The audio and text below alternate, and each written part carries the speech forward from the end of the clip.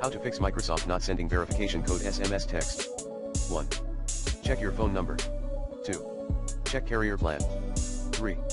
Try sending OTP to your alternate mobile number at https://account.live.com/name/manage. 4.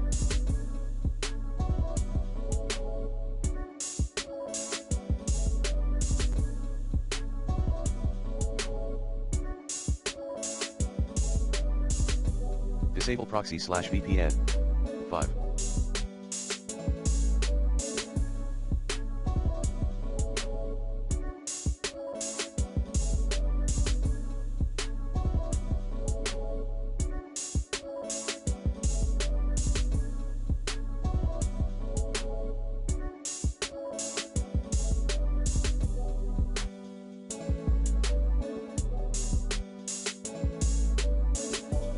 Use Microsoft Authenticator.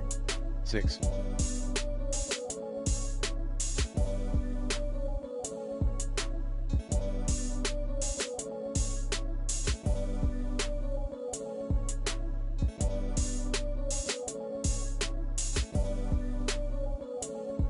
Contact Microsoft support.